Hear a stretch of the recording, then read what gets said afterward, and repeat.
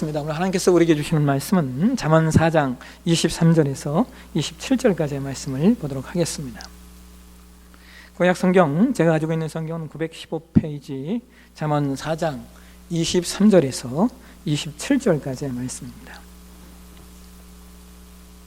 찾으셨습니까? 우리 같이 한 목소리로 같이 봉독하겠습니다. 모든 지킬 만한 것 중에 더욱 내 마음을 지키라. 생명의 근원이 이에서 남이니라. 구부러진 말을 내 입에서 버리며 삐뚤어진 말을 내 입술에서 멀리하라. 내 눈은 바로 보며 내 눈꺼풀은 내 앞을 곧게 살펴 내 발이 행할 길을 평탄하게 하며 내 모든 길을 든든히 하라. 좌로나 우로나 치우치지 말고 내 발을 악에서 떠나게 하라. 아멘.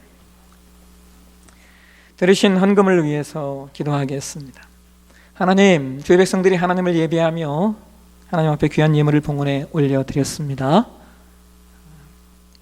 여러 모양으로 또 하나님 앞에 올려드리는 각양각색의 손길들 하나님 기억해 주시고, 이 예물이 하나님 나라와 하나님의 의를 위하여 존귀하게 쓰임받게 도와주옵소서. 더 많이 주고 나눌 수 있는 우리 되게 하시고 더 많이 흘려보낼 수 있는 귀한 은혜 우리 모두 가운데 있도록 도와주시옵소서. 주께서 우리 가운데 허락하신 부르심과 그리고 보내심의 그 사명 온전히 이루어가는 우리 모두 되게 하여 주옵소서. 모든 지체들의 가정과 일터와 사업처 위에 하나님 기름 부으셔서 코로나19로 말미암아 어려운 시간들 걸어가고 있지만 그럼에도 불구하고 하나님께서 어떻게 우리를 돌보시고 이끄시고 먹이시고 승리케 하셨는가 우리를 말미암아 확인하고 그 살아계신 하나님 노래하고 찬양하는 우리 되게 하여 주옵소서. 감사합니다. 거룩하신 예수님의 이름으로 축복하고 기도하옵나이다. 아멘. 오늘 봉독한 말씀을 가지고 마음을 지키라 라고 하는 제목으로 말씀을 나누도록 하겠습니다. 글래쇼프 효과라고 하는 이론이 있습니다. 이 이론은 러시아의 영화 감독 겸 이론가인 레프 클래쇼프라고 하는 분이 형성한 내용인데요. 이분이 1920년대에 하나의 실험을 합니다. 그 실험의 내용이 뭐냐면 당시 러시아 배우 중에 그 무표정한 그 연기를 아주 잘하는 모주인이라고 하는 배우가 있었는데, 이 배우의 무표정한 얼굴을 사진으로 찍고 그 무표정한 얼굴 뒤에 관에 누워있는 아이, 그리고 수프 한 접시, 또 그리고 소파 위에 누워있는 여인의 사진을 각각 연결해서 각각의 관객들에게 보여주었답니다. 그랬더니 사람들이 모주인의 무표정한 얼굴은 동일한 것이었음에도 불구하고 관 속에 누워있는 아이와 연결된 모주인의 표정은 슬픔으로 해석을 하고, 수프와 연결된 모주인의 표정은 배고픔으로 해석을 하고, 또 소파 위에 누워있는 여인과 연결된 모주인의 표정은 욕망으로 해석을 하더라는 겁니다. 그러니까 영화배우 모주인의 표정은 달라진 것이 없는데 그와 연결된 주변의 상황이 어떠하느냐에 따라서 그의 표정을 이해하고 해석한 것이 달라진 겁니다. 이와 유사한 내용이 또 있는데요. 캐논이라고 하는 회사에서 호주의 사진작가 6명을 고용해서 실험을 했대요. 동일한 남성의 사진을 찍는데 한 사진작가에게는 그를 어부로 소개했고, 또 다른 사진작가에게는 심령술사로, 또 다른 사진작가에게는 범죄자로, 또 다른 사진작가에게는 알코올 중독 치유자로, 또 다음 사진작가에게는 사람을 구한 용감한 시민으로, 그리고 그 다음에는 다음 사진작가에게는 백만장자로 그 사람을 소개했답니다. 나중에 그 사진작가들이 사진을 찍었는데요, 다 보여드릴 수는 없지만 한번 보세요. 그 다음 사진, 이게 뭐냐면 이 사람이 범죄자라고 소개받던 사진작가가 찍은 사진이에요. 이제 범죄자 같죠. 반면에 그를 사람을 구한 용감한 시민으로 알고 찍은 사진작가의 사진은 또 이러합니다. 똑같은 사람인데 전혀 다르지 않지 않습니까? 그 다음 알코올 중독 그 치료를 받는 사람은 이래요. 반면에 그 다음 백만장자는 또 이렇습니다. 똑같은 사람인데 사진을 찍는 사람이 그에 대하여 어떤 선입견을 가지고 있느냐에 따라 사진이 달라지더라는 거예요. 여러분, 이렇게 동일한 표정 혹은 동일한 상태의 똑같은 사람을 보아도 그것을 보는 사람이 자신의 처지와 자신의 마음 상태에 따라서 그가 다르게 보이고 다르게 평가된다라고 하는 것이 클레쇼프 효과라는 겁니다. 다른 말로 표현하면 우리가 세상을 보는 눈은 세상을 있는 그대로 보는 것이 아니라 무엇이든 우리 내면의 눈을 통하여 그것을 느끼고 그것을 보고 판단한다는 거예요. 무엇인가에 대한 해석과 판단은 많은 경우 내 안에 전제되는 선입견 등의 내 마음의 상태와 내 마음의 태도와 내 마음의 느낌에 따라서 다분히 달라진다는 겁니다. 그래서 오늘 저와 여러분이 봉독한 잠언 4장 23절의 성경이 이런 말씀을 하는 거예요. 우리 이 말씀을 현대어 성경으로 다시 한번 보실까요? 같이 한번 읽겠습니다. 이 세상엔 지켜야 할 것도 많지, 하나 그 무엇보다도 내 마음을 지키거라. 내 마음을 지키는 것이 생명에 이르는 길이다. 사람을 살리는 길이다. 여러분, 여기 내 마음을 지켜라라고 할 때 이 지키다라고 하는 단어가 뭐냐? 이 미슈마르라고 하는 단어인데요. 이 미슈마르라고 하는 단어는요, 감옥 혹은 파수꾼을 뜻하는 단어입니다. 그러니까 마음을 어떻게 지켜라라고 말하는 거냐면요, 죄수가 달아나지 못하도록 철저히 감시하듯이 마음을 지켜라라고 하는 것이고, 또는 대적의 침입 상황을 미리 파악하기 위해서 주야로 망을 보듯이 그렇게 마음을 지켜야 한다는 거예요. 왜 그렇습니까? 그렇지 않으면 생명을 잃어버리게 되기 때문입니다. 사람이 살고 죽는 것, 영원히 살고 죽는 것이 이것의 여하에 달려있기 때문이죠. 그래서 마음을 잘 지키면 자신이 살고, 그리고 자신뿐만 아니라 내 마음을 지키는 것이 다른 사람을 살리는 길이 됩니다. 그래서 여러분, 마음을 지킨다라고 하는 것이 얼마나 중요한지요. 그런데 문제는 이거예요. 그렇다면 과연 마음을 우리가 어떻게 지킬 수 있는가 하는 겁니다.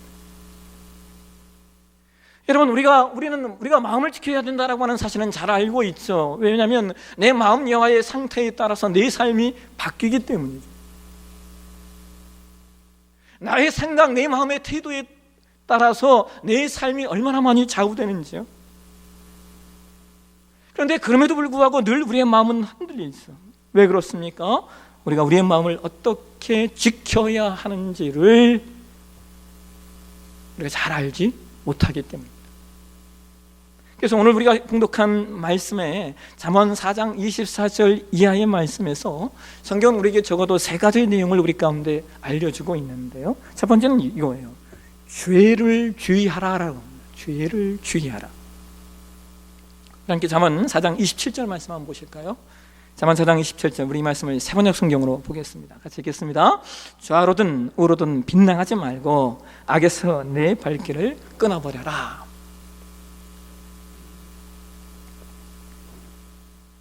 빗나가는 게 죄예요. 여러분, 죄악은 언제나 신자의 마음을 빼앗는 아주 강력한 원인이 되죠. 근데 여러분, 대부분의 신자들은 죄가 얼마나 나쁜 것인가를 잘 알고 있습니다. 그런데 그럼에도 불구하고 신자들이 때때로 죄를 범하게 되는데, 그 이유가 뭐냐면요, 두 가지 정도로 압축이 돼요. 하나는, 죄는 우리가 쉽게 알아차릴 수 없게 다가온다는 거예요. 왜 그렇습니까? 사단은 광명의 천사거든요. 위장을 잘합니다. 그 다음에 또 하나가 뭐냐면요, 죄는 대부분 언제나 달콤합니다. 죄는 언제나 달콤해요. 죄는 언제나 너에게 이익을 준다라고 이야기합니다. 신자들이 속아서 위장된 그 사탄에게 속아서 죄를 범하기도 하고, 나아가 알면서도 그 유혹이 너무나 달콤해서 그것을 뿌리치지 못해 죄를 범하죠. 여러분, 우리는 날마다 죄에 대해서 나를 지켜야 돼요. 죄에 대해서, 위장을 잘하는 죄에 대해서, 어떤 일이든 또는 사람과의 관계이든 그것이 달콤하고 너무 따스하면 그것이 죄일 가능성이 높다라는 사실에 우리는 주의를 해야 합니다.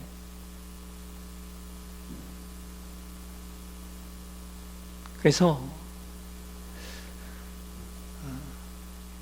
사단은 언제나 이렇게 얘기하죠. 이 정도는 괜찮아. 이 정도는 괜찮아. 이거 정도는 괜찮아라고 얘기해요. 근데 여러분 아시죠? 한번 길이 나면요, 나는 길을 좀처럼 막을 수가 없어요.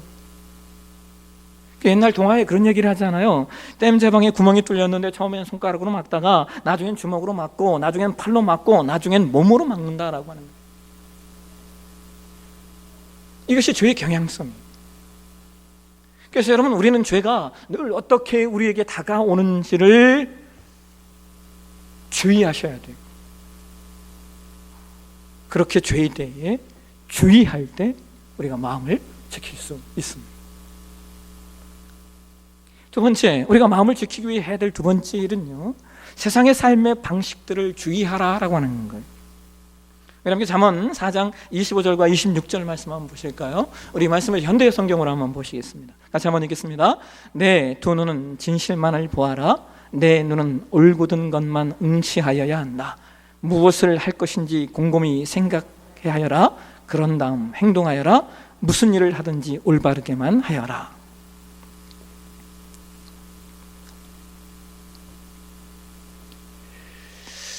우리 교회 같은 경우에는 제가 그래도 설교를 하면서 복에 대한 그 설교를 그렇게 많이 하지 않기 때문에 조금 덜한데요.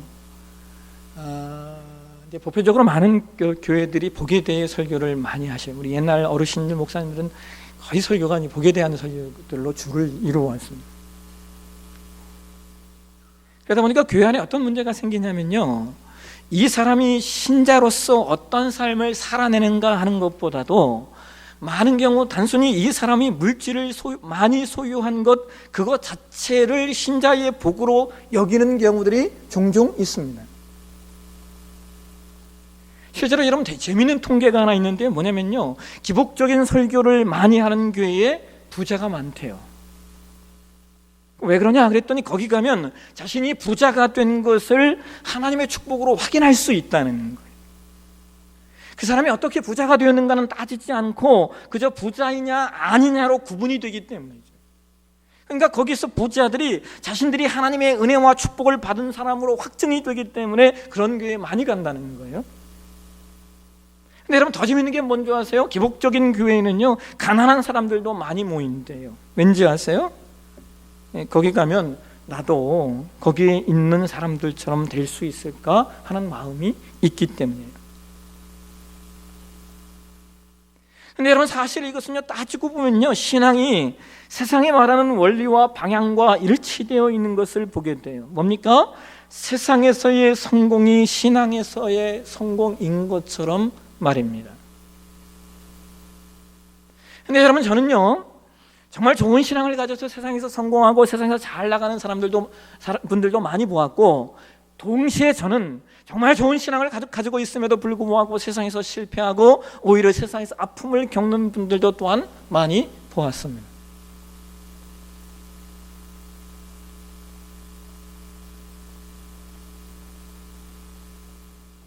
신앙생활을 잘하면 성공하고 하나님의 축복이 분명히 있어요. 그런데 신앙생활을 잘하다 보면 그로 인하여 찾아오는 고난과 핍박이 있어요.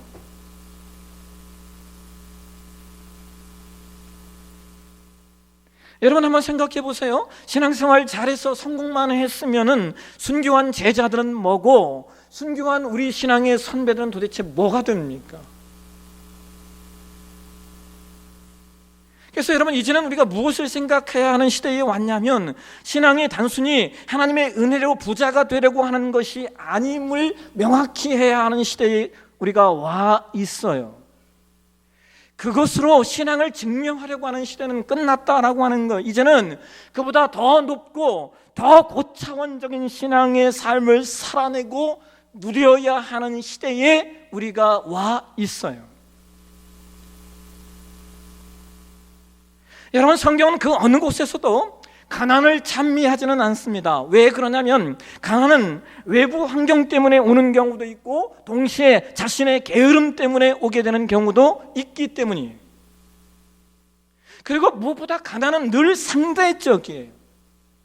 그런데 반면에 부유함은 어떨까요? 부유함도 마찬가지죠. 늘 언제나 상대적이에요. 언제나 자신보다 많이 가진 사람들이 있긴 마련이거든요. 그래서 성경은 역시 부유함도 높이 평가한 적이 없어요. 성경은 가난을 찬미하지도 않고 부유함을 높이 평가하지도 않는다라고 하는 거예요. 그렇기 때문에 여러분, 신자가 세상의 그 어떤 상대적인 것들에 좌우되는 것이 아니라, 잠언 4장 25절과 26절이 말하는 것처럼 신자의 삶은 진실한 것에, 올곧은 것에 우리의 시선을 두고 행동해야 한다는 거예요. 그것이 정의로우냐, 그것이 옳으냐의 문제예요.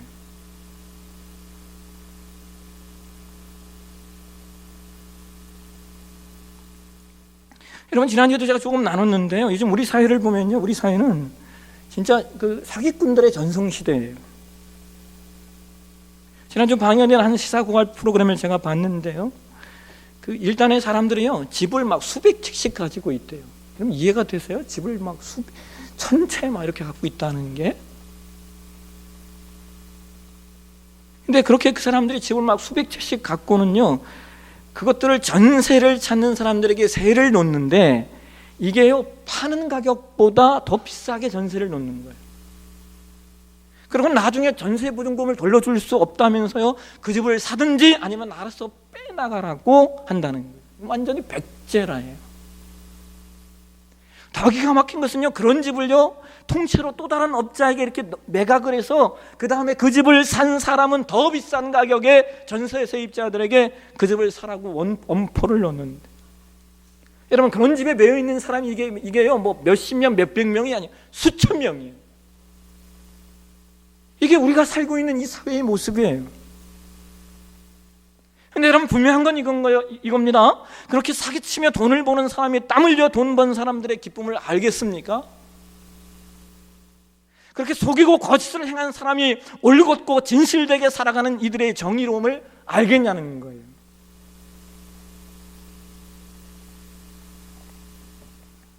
예전에 우리 교회가 못된 건축업자를 만나서 몇 년 고생했잖아요.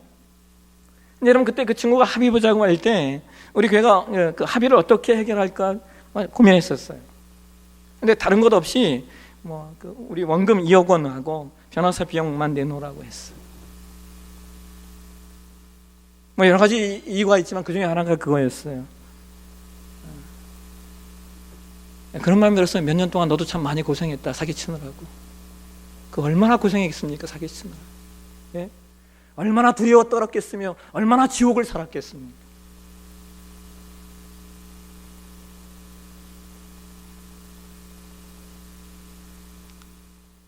여러분, 이 험한 세상, 이 악한 세상에서 우리가 생명의 근원이 되는 마음을 지킬 수 있는 비결은 다른 게 아니에요. 여러분, 진실되게 사는 거, 올곧은 것만 보고 생각하며 올바르게 사는 거, 자신의 존재성과 정체성을 명확히 하고 그것에 맞게 사는 거, 바로 그것이 우리의 마음을 지키는 것이라고 성경은 우리에게 알려주고 있는 거예요. 세 번째로, 우리가 우리의 마음을 지키기 위해서 해야 될 세 번째 일은 위선을 주의하라는 거예요.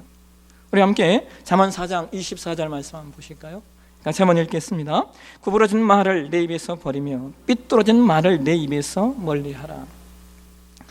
여러분, 여기 구부러진이라고 하는 말이 오늘 이케슈트라는 단어인데요, 이 말은 왜곡하다라는 뜻이에요. 또 삐뚤어진이라는 말이 원래 레주트라는 단어인데 이 단어는 거역하다라는 뜻의 어근인 루즈에서 파생된 단어예요.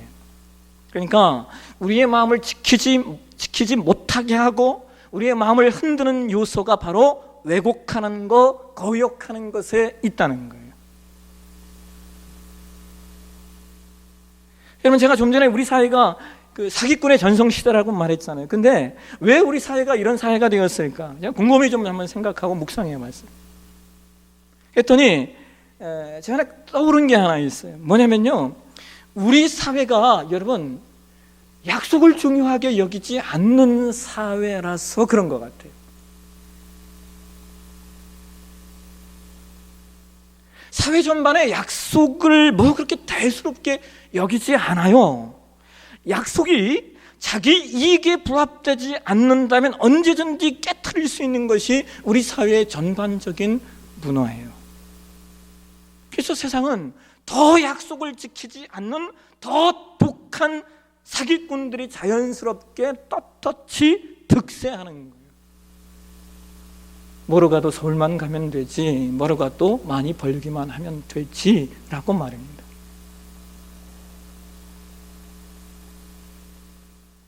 여러분, 얼마나 우리 사회에 왜곡됨과 거짓된 것들이 많이 있는지요. 근데 이것이 교회 안에서도 마찬가지예요. 여러분, 신약성경에 자주 등장하는 단어 가운데 하나가 뭐냐면 외식이라는 단어예요. 근데 이 외식이라는 말은 위선이라는 말입니다. 신약성경에 예수님께서 외식주의자, 즉 위선자라고 가장 많이 질책했던 사람들이 누구냐? 바리새인입니다. 근데 여러분, 바리새인들은 또 어떤 사람들이에요? 당시 이스라엘 백성들 중에 최고로 율법을 많이 하는 자들이었고, 오늘말로 이야기하면 성경을 가장 많이 하는 자들이었고, 최고로 하나님을 잘 섬긴다라고 하는 사람들이었어요. 그런데 이들에 대해서 예수님께서 뭐라고 말씀하시는 거예요? 이 외식하는 자들아, 회칠한 무덤아라고 예수님 말씀하신다고요. 왜요? 그들의 이중성을 보았기 때문이죠.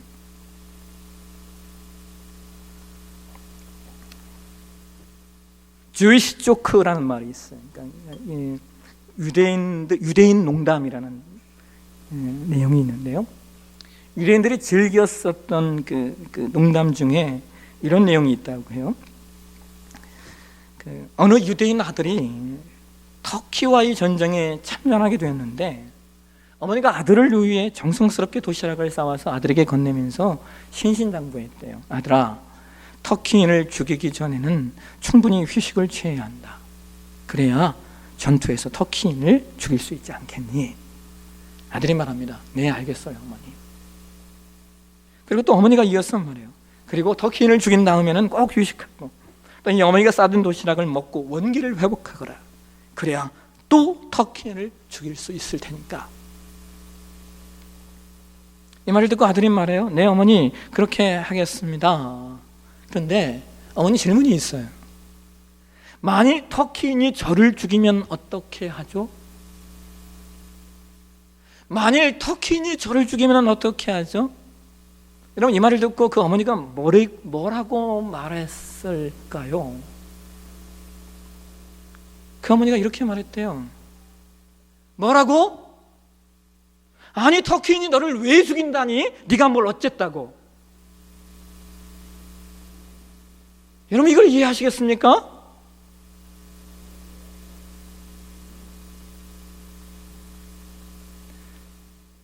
우리가 얼마나 위선적으로 살고 있는지요?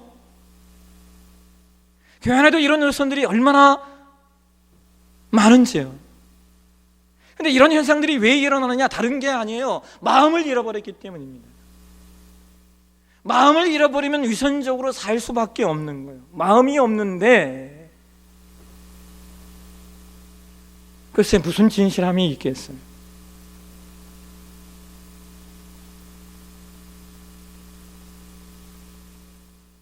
하나님 앞에 마음을 잃어버리면 위선적이 돼요. 그래서 이러한 모습을 성경이 이렇게 말합니다. 이사야 1장 12절과 13절 말씀을 한번 보실까요? 같이 한번 읽겠습니다. 너희가 내 앞에 보이러 오니 이것을 누가 너희에게 요구하였느냐? 내 마당만 밟을 뿐이라. 헛된 재물을 다시 가져오지 말라. 분향은 내가 가증히 여기는 바요. 월삭과 안식일과 대유로 모이는 것도 그러하니 성회와 아울러 악을 행하는 것을 내가 견디지 못하겠노라.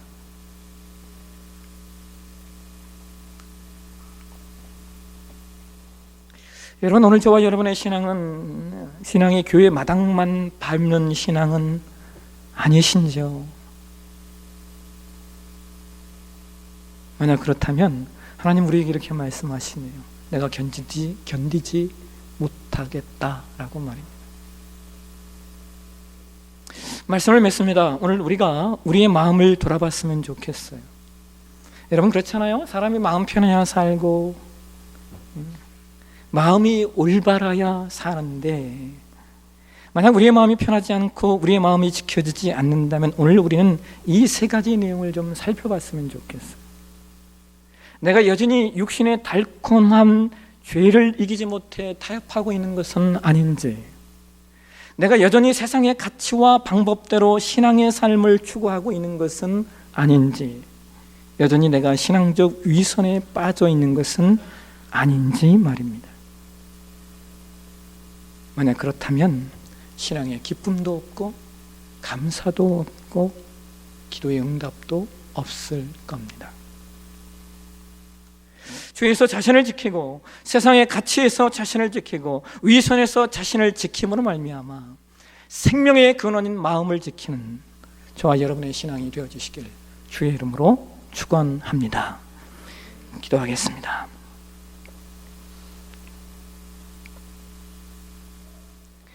모든 지킬 만한 것 중에 내 마음을 지켜라 라고 말씀하신 하나님,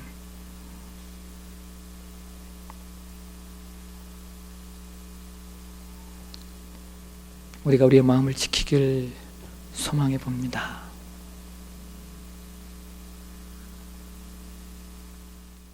생명의 근원이 마음에서 나기 때문에 마음을 지키는 일이 너무나 중요한데, 오늘 말씀을 통하여 또 우리 가운데 말씀해 주시니 감사합니다. 주님, 우리가 걸어가는 이 모든 신앙의 여정, 우리가 어떤 자리, 어떤 위치, 어떤 생각, 사고 속에서 살아가는지 우리 스스로를 돌아보는 귀한 은혜 있게 하시고 나 자신을 하나님 앞에 온전히 세우는 우리 되게 하여 주옵소서. 거룩하신 예수님의 이름으로 기도하옵나이다. 아멘. 다 함께 자리에 일어나셔서 우리 파송의 찬양, 내 마음의 주를 향한 사랑이 함께 찬양하시겠습니다.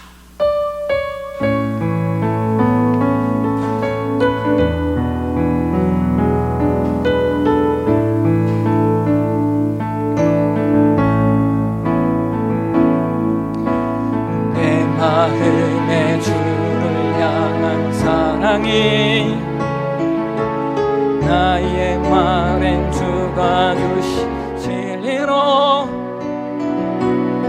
나의 눈에 주의 눈 채워주소서.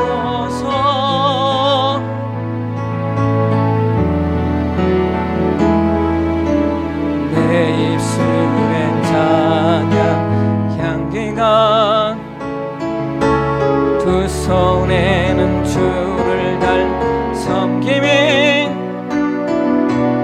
나의 삶의 주의 은정 남게 하소서.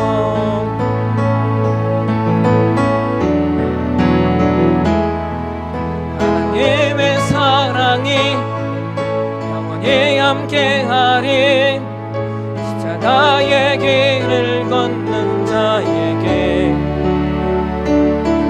순교자의 삶을 사는 이에게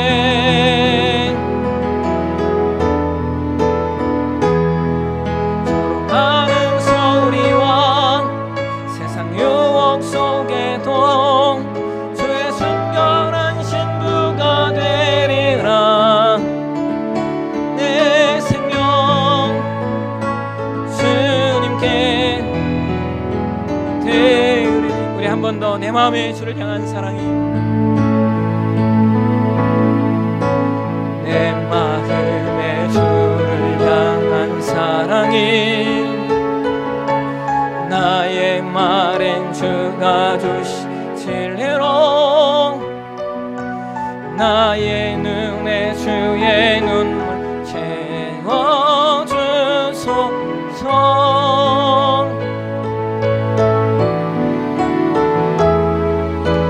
내 입술에 찬양 향기가, 두 손에는 주를 달 섬김이, 나의 삶의 주의 은정 남게 하소서.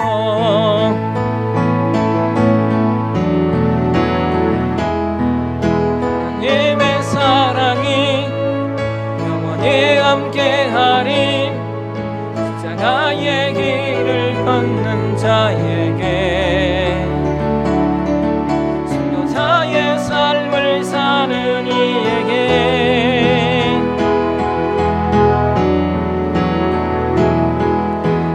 졸업하는 소리와 세상 유혹 속에도 주의 순결한 신부가 되리라.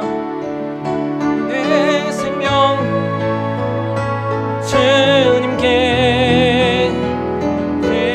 하나님의 사랑이 영원히 함께하리. 하나님의 사랑이 영원히 함께하리. 십자가의 길을 걷는 자에게, 순교자의 삶을 사는 이에게,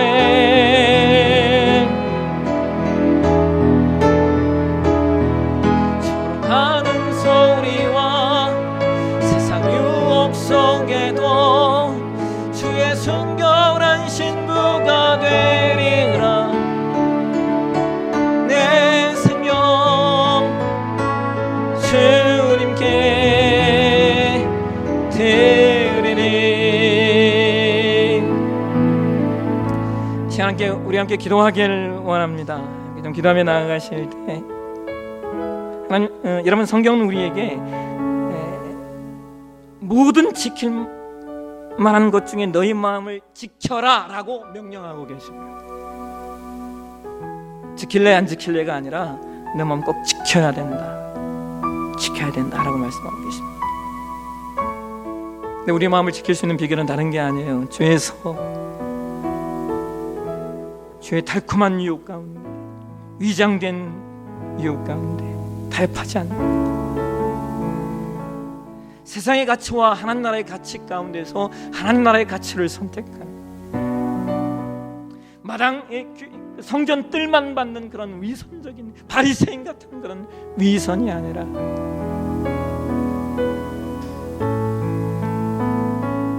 하나님 앞에 정의롭고 옳은 것을 선택할 수 있는, 그것이 우리의 마음을 지키는 것. 시간 함께 좀 기도하며 나아갈 때 우리 함께 좀 기도했으면 좋겠어요. 하나님, 내 마음이 늘 흔들립니다. 내 마음이 늘 요동합니다. 때로 어떤 때는 천국을 살다가도, 또 어떤 때는 지옥을 살기도 하는 내 마음, 하나님 긍휼히 여겨주시고 마음을 지키라 말씀하셨사오니 끊임없이 내 마음을 지킬 수 있는 삶 되게 하시고, 끊임없이 내 삶을 하나님 앞에 내 마음을 드릴 수 있는 귀한 삶 되게 해달라고, 우리 같이 오늘 말씀을 좀 상고하시면서 함께 우리 주여 한번 부르시고 우리 간절한 마음으로 기도하며 나아가도록 하겠습니다. 주여, 걸어가시는 하나님 아버지 감사합니다. 주님, 오늘 우리 가운데 그 무엇보다, 그 어떤 것보다 마음을 지켜라라고 말씀해 주셨습니다. 이곳에서 생명의 근원이 여기에 있습니다. 이것을 인하여 생명이 살고 또 누군가 살 수 있음을 우리 가운데 말씀해 주셨습니다. 하나님, 늘 요동하는 마음, 늘 흔들리는 마음, 늘 아버지 좌우나 우르나 요동하는 이 마음, 하나님 아버지 기억해 주시고 불쌍히 여겨 주옵소서. 주님, 내 마음이 왜 요동하고 흔들리고 지키지 못하는지 하나님 오늘 또 성경을 통해 우리 가운데 말씀해 주셔서 주의 달콤한 유혹, 이 정도면 어때? 라고 말하는 타협들, 주의 그 달콤한 유혹 앞에 우리가 지지 않음으로 하며 내 마음을 지키게 하시고, 세상의 가치와 하나님 나라의 가치 사이에서 끊임없이 세상의 가치를 삭구하여 살고자 하는 이 가치를 내려놓고 하나님 나라의 가치를 부여잡고 주시고, 더 나아가 하나님 앞에 내 모습, 내 실존, 내 영혼의 그 깊은 곳을 진실하게 위선적이지 않게 내어놓을 수 있는 아버지, 오늘 그 삶 우리의 삶 될 수 있도록 하나님 도와주시기를 소망합니다. 아버지, 그래서 날마다 내 마음 지켜갈 수 있는 믿음, 그 신앙의 여정, 우리의 여정 되게 하시고, 마음의 담대함과 마음의 충만함 속에서 승리하며 살아가는 우리 될 수 있도록 하나님 우리를 도와주시고 붙들어 주시옵소서. 주께서 역사해 주시고 생명의 근원인 마음을 놓치지 않는 우리 모두에게 하나님 도와주옵소서.